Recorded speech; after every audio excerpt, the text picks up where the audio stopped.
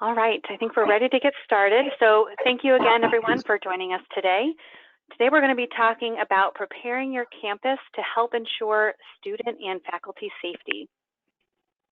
Now, just a few housekeeping items. Everyone is on mute.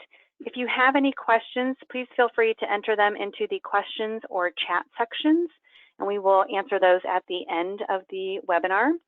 We are also recording this and we'll be sending out the recording either later today or tomorrow. Today we have joining us our moderator, Michael Willett, who is our Business Development Manager from Archibus Fairview. And we also have Michael Chambers, who is a Project Manager of Design and Construction at St. John's University, and Bob Lawn, who is a CAFM Specialist at Long Beach Unified School District. So thank you guys for joining us today. And with that, I'm going to turn it over to Michael. Hey, good morning, everyone. Thanks, Danielle, and welcome to everyone on the webinar today. Just wanted to start here today with a couple of guidelines. In May 2020, the ACHA, the American College Health Association, released a series of guidelines as considerations for reopening higher education institutions. The document is several pages long, and they're very detailed.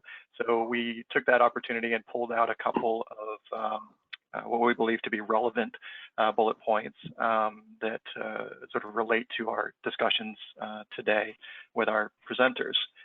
So from a phased and gradual resumption of activities perspective, they're recommending that phased approach for the resumption of all activities and getting back on campus safely. But they're basing that on the overall capacity and those guidelines around overall capacity, the general health considerations, and they're also asking for, as part of that, a widespread testing and contact tracing approach, both of which, you know, clearly are quite critical in terms of being able to understand where potential people may be infected and how they may have infected other locations. The other portion of this, or the continued portion of this, I guess, is once you understand that contact tracing and infected areas, and that is understanding how you might isolate either people or spaces within your organization or on your campus, and then how you deal with that. How do you obviously quarantine people, but how do you then flag those areas for appropriate sterilization and disinfection and that. And of course, you know, physical distancing. If anybody's turned on the TV here in the last few months, I think everybody's quite aware of what the CDC and other organizations like the ACHA are recommending for physical distancing: a minimum of 6 feet apart.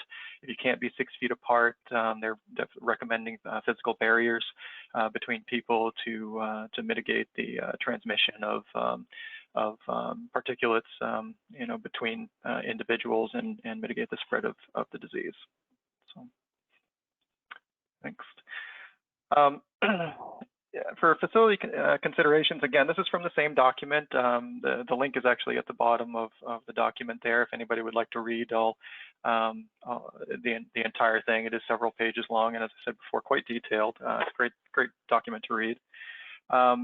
There are a number of significant recommendations, both in this document and out on the street.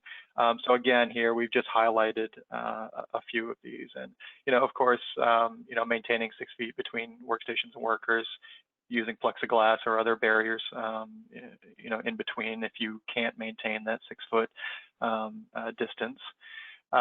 Removing chairs, desks to ensure that proper physical distancing. A lot of people are looking at, you know, hoteling options and the like to help with those types of activities, to make sure people are physically positioned in a way that adheres to those guidelines.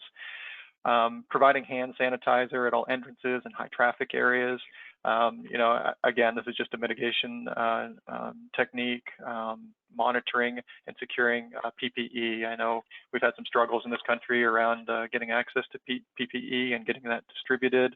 Hopefully we're coming out of that and it becomes better and more and better availability to it. But it's going to be real important to have that PPE available to the folks in your organization.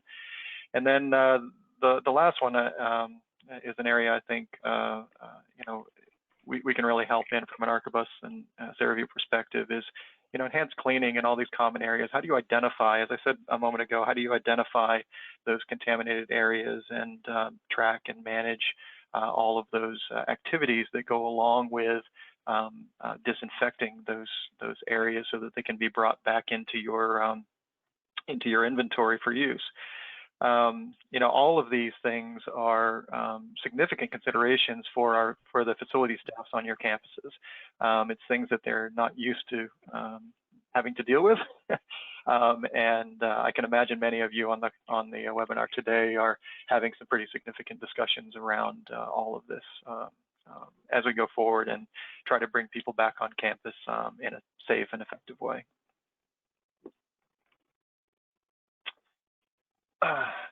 Now, just to highlight a couple of statistics, these statistics are from a survey to college and university presidents, also done in May, so just a month or so ago. And from the graphics, you can see that many institutions are quite confident, or they seem quite confident, of returning to campus and under normal operations. But you can also tell by the graphics there that there's still a significant amount of doubt across all institutions, whether they're public, 4-year, private, or 2-year institutions. About 50% saying it's very likely that operations will go forward in the fall. And then I'm going to flip to the next slide. And then, lastly, this is a really interesting snapshot of some of the activities that people are considering, or that, again, this went out to university presidents. So the university presidents were reporting on some of the activities that, they're considering for getting people back on campus safely and to maintain their safety while they're on campus. I think it's interesting that one of the biggest concerns seems to be space for residential quarantining on campus. So if you have a quarantine situation on campus, where do you put them, right? Where do you put people so that they can quarantine effectively? Many other activities around PPE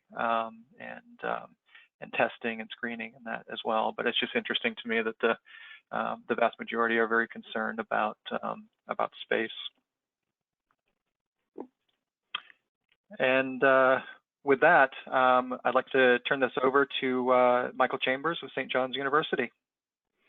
Hi, good morning, everybody. I just want to say thank you for the opportunity of having myself from St. John's University to be able to discuss some of the challenges that we see from the university sector and how we are using Archibus to be able to solve some of those challenges that we are facing with the new normal, like most higher education institutions are facing as it relates to social distancing from faculty, students, and administrating staff.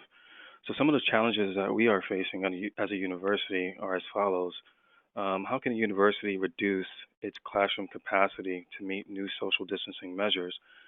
So there's some classes that we currently have on campus that seat 30, 40, 50 seats in a classroom. With new social distancing measures, that probably won't be the new normal. So how do we reduce those classroom capacities? It's one of the questions that we are trying to answer.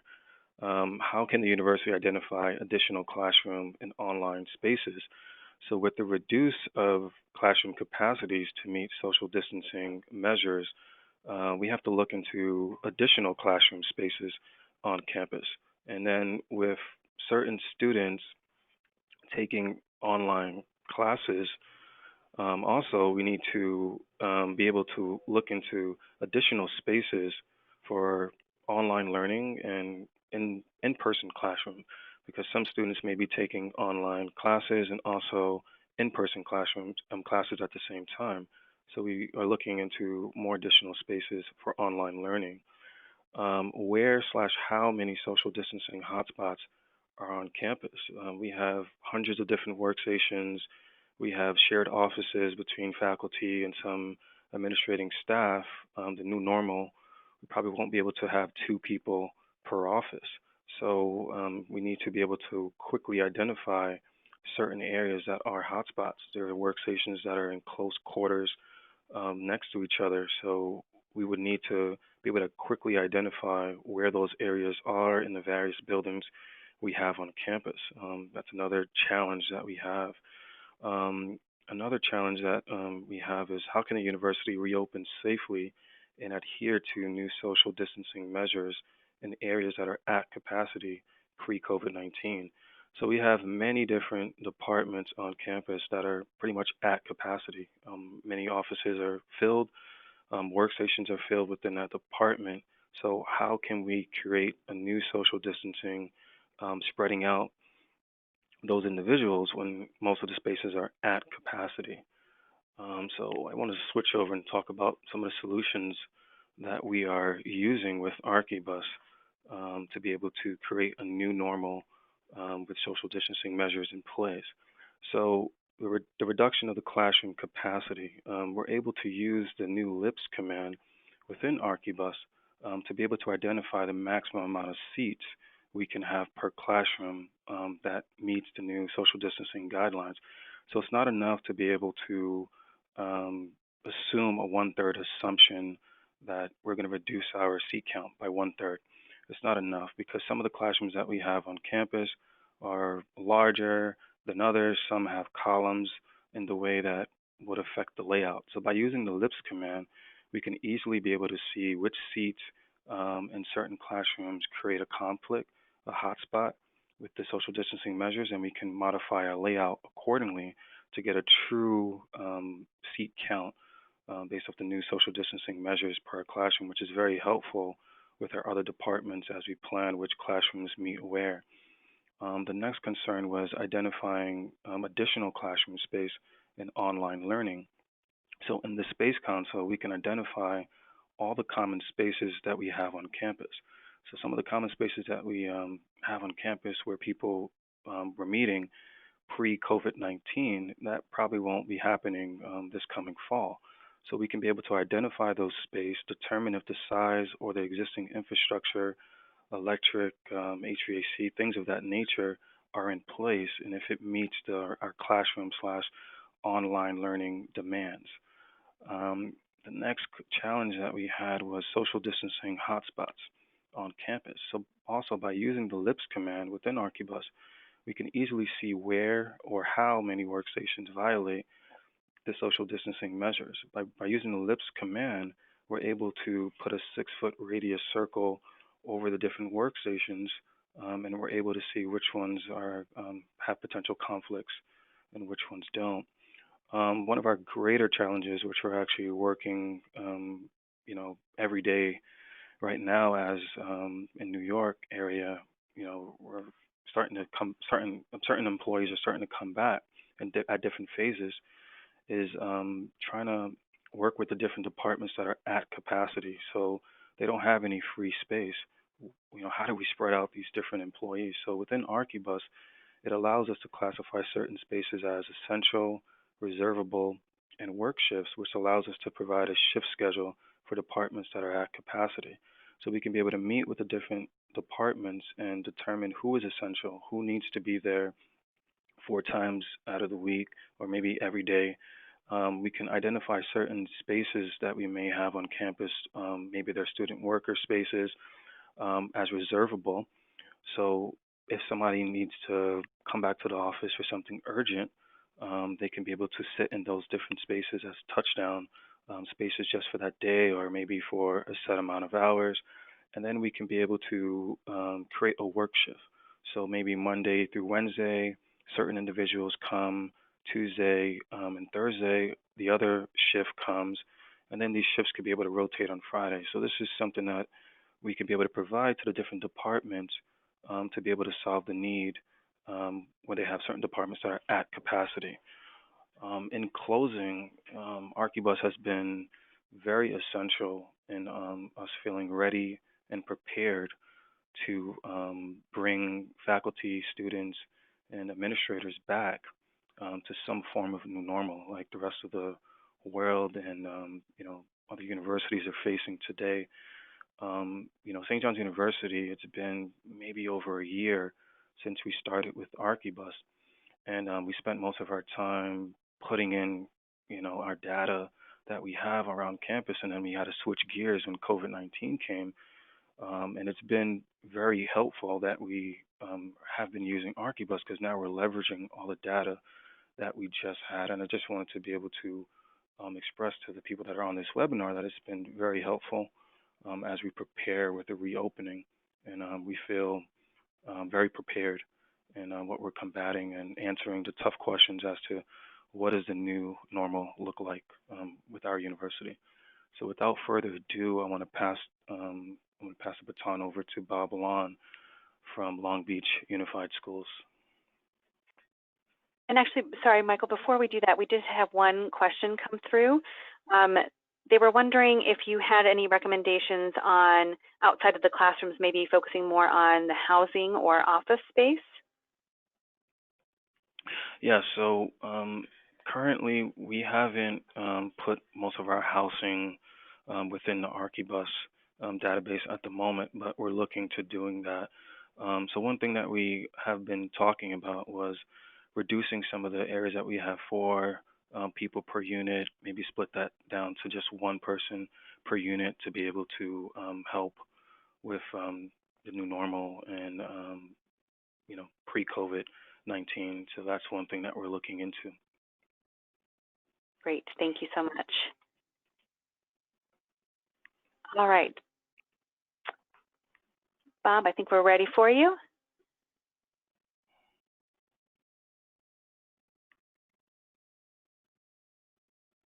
Oh, it looks like you may be on mute. Now we can hear you. Okay. Hello all. Thanks for coming and sharing a little bit of time with me. I work for the Long Beach Unified School District out here in California, and much to what Michael was saying, we seem to be doing somewhat of the same thing as far as our tactics and our procedures. But when this all started out, I was asked, because I do the CAFM stuff, I was asked a simple question: how many students can we support in this new COVID age? And quite honestly, I was a little nervous answering that because I'm not sure all our data in the system was 100% accurate.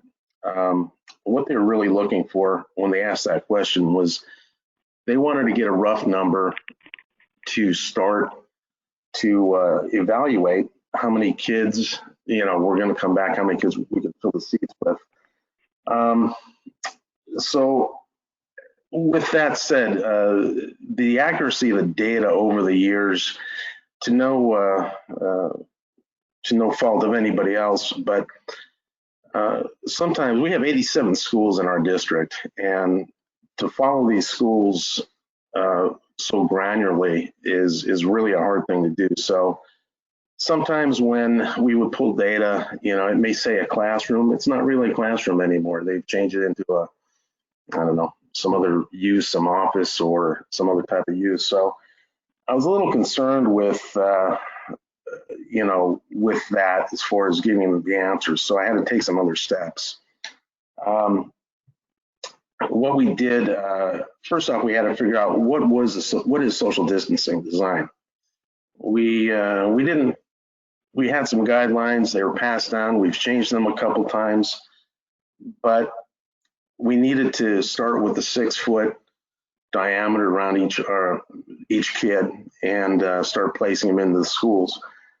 Some of the things that, because our schools are so old, there's a lot of woodwork, a lot of bookshelves, and a lot of other things that just aren't really in the classroom that should be there. So we ended up coming up with a 20% factor to accommodate for any woodwork in there, any file cabinets, anything like that. And what we did was we took 20%. We said that's going to be something we're going to use across the board, because with 87 schools, there's no way we're going to go to each one of these classrooms and be able to do it right away to give them an answer. So with that said, we figured we're going to use about a 46 square foot area around each kid and kind of lay the kids in the school, in the classrooms that way.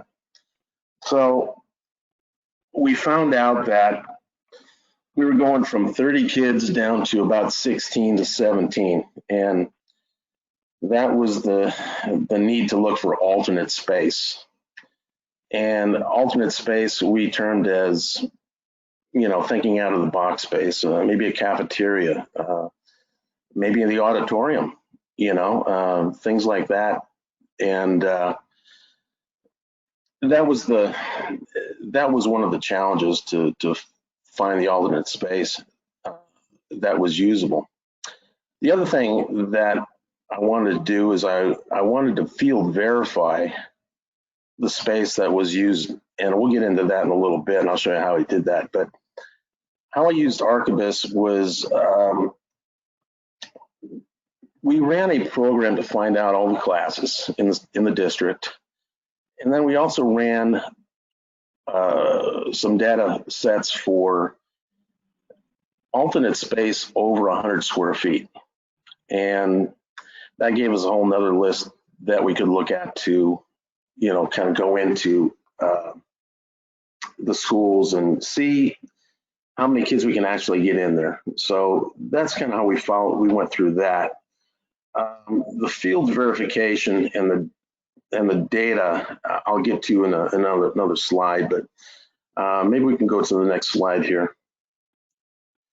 And so our social distancing approaches, again, we're most common to everybody else is what we're dealing with, the 6 foot. Here I put in the 20% for the wood file cabinets deducted from the interior square footage.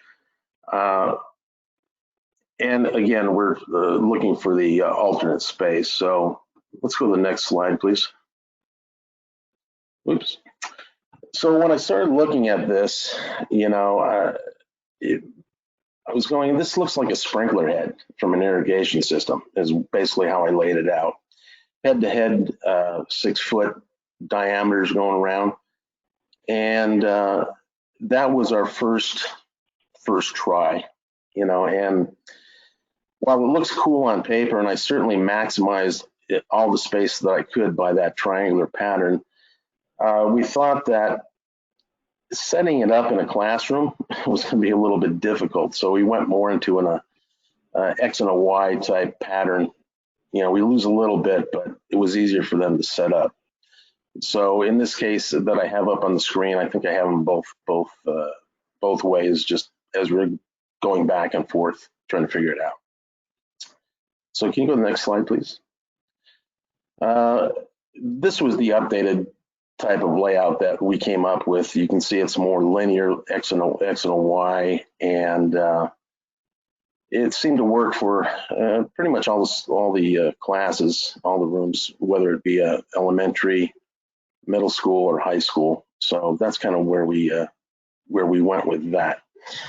And can we go to the next slide, please? So this is kind of what it ended up being. This is actually one of those drawings that you were just seeing on the other side. We physically went out and laid out the classrooms, and like I said, we dropped about 50%. But one of the things that, you know, as we were doing this, if you look at in this picture, if you look underneath the clock, you'll see a desk that's pretty much up against the wall. Yeah, we didn't consider, you know, those type of things to be an impedance in a safety area around a child or a student. So we kind of pushed the desks as close as we could out to the walls, just to maximize the space. So let's try the next slide, please. So as I was saying before, what we're doing, we're running basically spreadsheets of what the classes were, what were classrooms. And then down at the bottom, we ran another report, and these are the kind of the alternate classroom or alternate spaces that we were identifying that we could put kids in. And, to Michael's point previously, yeah, we also were looking at the office areas and things like that, where maybe we can double up on some of the staff or whatever, and maybe it frees up some other spaces. So that was kind of the idea, just to go through all that and see what we came out with. So if you can go to the next slide, please. So one of the things that we were doing, what was requested, was we have planners, and each planner has a region and a certain amount of schools that they're responsible within their region. So instead of taking that previous slide, just the data out, earlier I had configured the Archibus system to be able to print out the actual floors. So what we did, and what you're seeing here on this one, is this is a floor of a school, and then up in the corner there, that's all the data that we were going after, to show the people, or show the principals, actually, because that's where the planners want to go, who the planners want to go meet, were the principals, and to show the principals where on this map, where can we pick up space? I mean, because they're the ones that really know the school. So the beauty of this is, this goes back to the like the first slide when I was saying our data may not be perfect in the Archibus system, and I know it's not, but this is one way that we're kind of fulfilling the loop.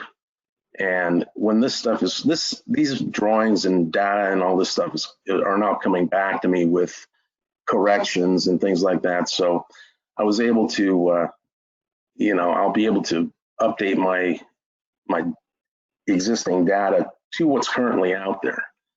And I think this helped out tremendously with trying to identify the spaces with the principals and whomever else was out there. So that was, that's kind of how I did that. I don't know if is there another slide on this? I forgot. Nope, that was it. So that's kind of how I did it. And that's the path that we're taking right now. And it seems to be working rather well. And I just want to give a quick shout out to Dan Miller and Julia. And they really helped me out a lot on this. And I don't think I could have done it without their help. And I appreciate it. So thank you for listening. Thank you, Bob.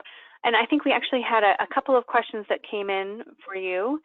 The first one is, how did you accommodate for circulation?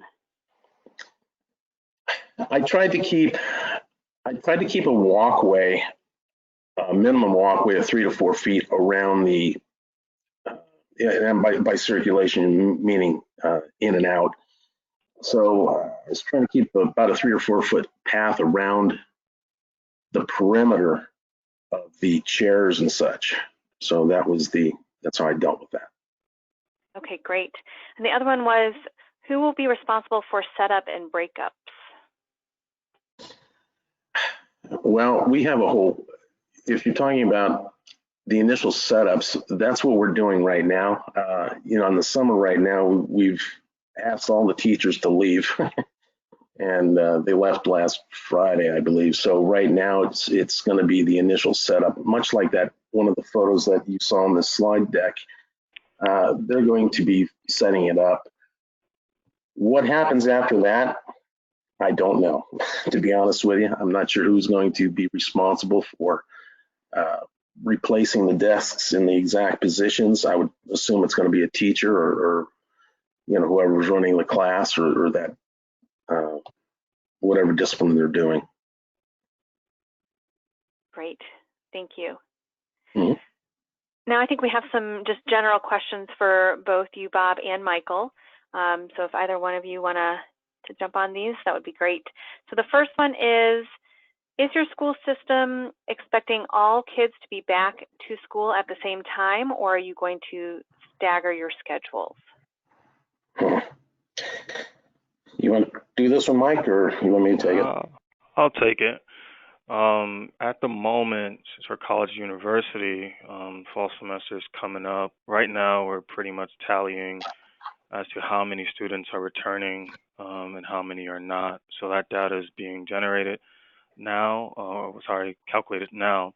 I don't think that we're planning on doing any staggering. I think we're planning on starting the semester a little bit earlier and, ending it, I believe, around Thanksgiving break. So they'll probably have a longer break and starting a little bit earlier. So, but a lot of those discussions are in the works still, but no staggering at the moment. Yeah, as far as Long Beach, I know we're shooting for September 1st. Now, much to what Michael had said, we're not sure who's coming back either. We don't have definite numbers of how many kids will be at a school anymore. So I didn't hear anything about. I should say this. I did hear things about staggering, but I haven't heard anything about staggering lately. So I think there's still ongoing discussions going on as far as how they're going to do that. But I know September 1st was we're going to have some kids in the seats. So again, that's why the teachers were asked to leave last week, and they're updating the classrooms right now. Great, thank you. And as far as the new layout that you guys are implementing in your different classrooms and lecture halls, are you fixing the chairs to the floors, or are they still movable? No, they're all movable. Yeah, that's the thing. I mean, are you going to put dots down on these floors or something so people can line the chairs up again? I don't know. That's going to have to go back to, I think, the teacher in the class and how they're going to maintain their patterns. So yeah, I would second that as well. Ours are movable as well. What we try to do is put some signage around campus to be able to kind of reinforce the social distancing as a reminder for faculty and the students, so that they can take precaution as needed. Okay, and another follow-up question to that, in addition to like the physical distancing, are there any other steps for safety of the students and staff that you are taking?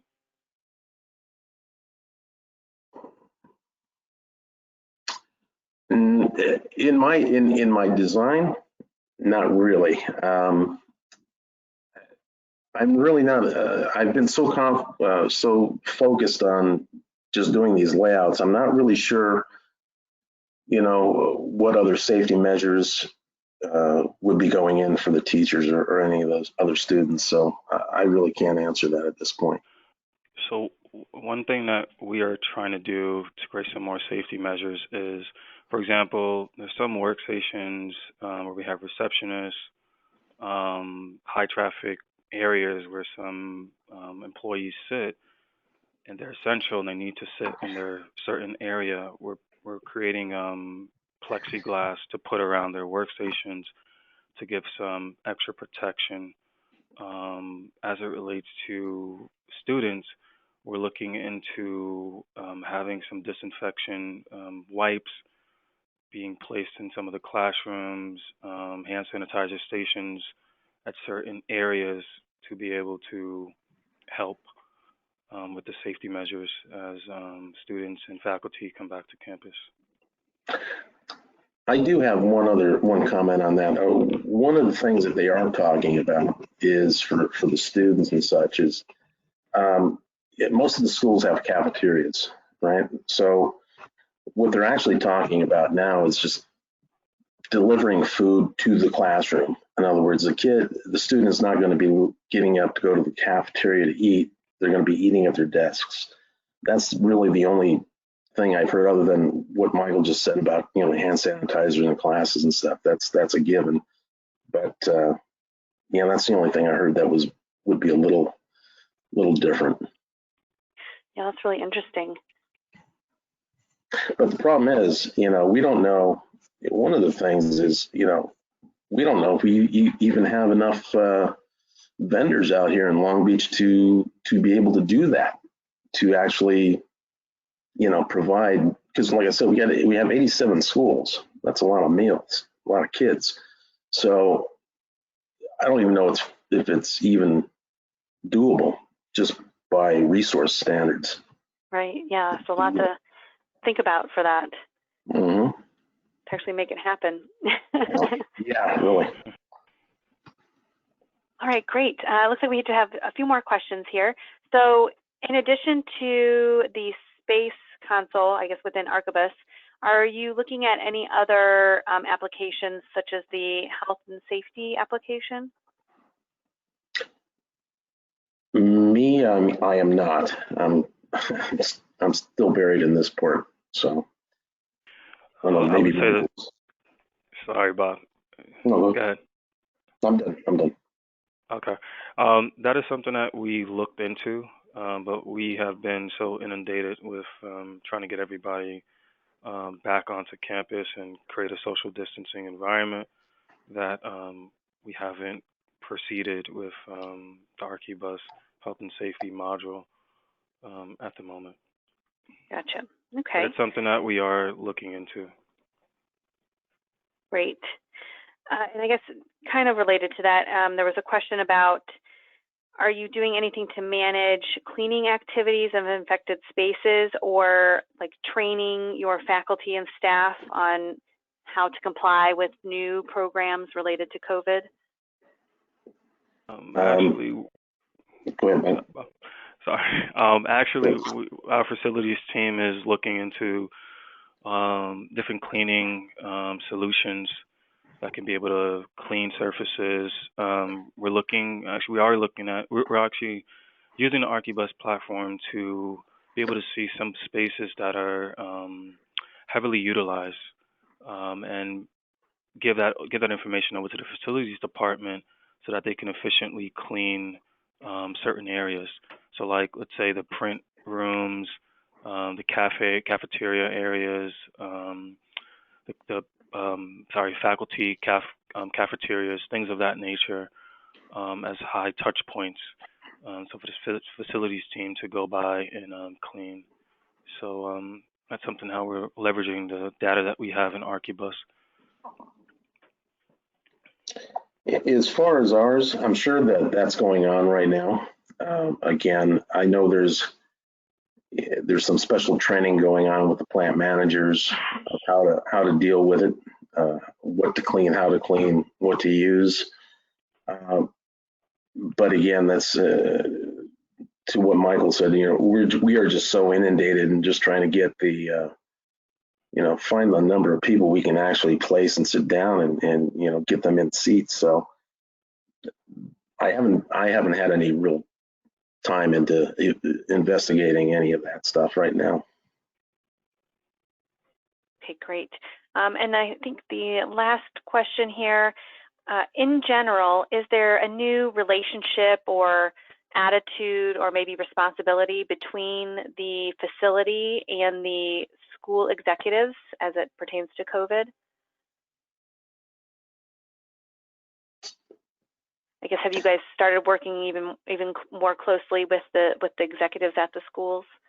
Well, I can say that I've been out to the board building about 5 times, redoing their meeting places and stuff like that. So I don't know if there's anything new. I think they're glad to see us. They're glad to see me come in so I can take care of this stuff. But I don't think there's any, I think maybe it is what it is, There's always that little divide there. So Yeah, I would say we pretty much have a close communication with the executives from design and construction department and the facilities department. We pretty much have a close-knit relationship. So there has been more conversation due to COVID-19 and our plans and saying what does the new normal look like, what protocols do we have in place. So there has been additional conversation, especially when we're talking about budgets and how much we're planning to spend on certain items and lead times and things of that nature. So there has been more conversation than usual, of course, because of recent events, yes. Sure. Okay, great. think that is the last question. So Michael and Bob, thank you again so much. I do have just a couple of other things I wanted to make sure everyone is aware of before we close out. First is our health and safety offer. So we are offering free new licenses of our health and safety application through September 30th of next year. It's available to all existing Archibus customers with an active software subscription contract, and it's available on any version of Archibus Web Central where the health and safety application is available, and it is subject to the same support as other Web Central applications. So you can find more information on that by going to info.archibus.com/EHS-offer. We also have our Getting Back to Work Resource Center. So this is where we're posting all of our resources related to COVID. We have several interviews that we've done with different customers and partners.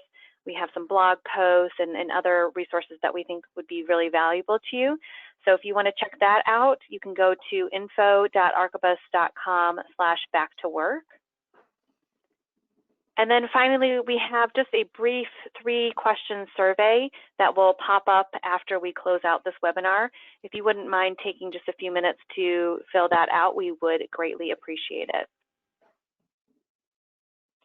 So with that, I think that concludes our webinar. Again, we thank Michael and Bob for joining us today, and Michael Willett for being our moderator. We hope that the information was helpful to you, and we hope to speak to you soon. Yeah, thank you. Thank you. Thank you. You guys have a great day. Okay, bye-bye.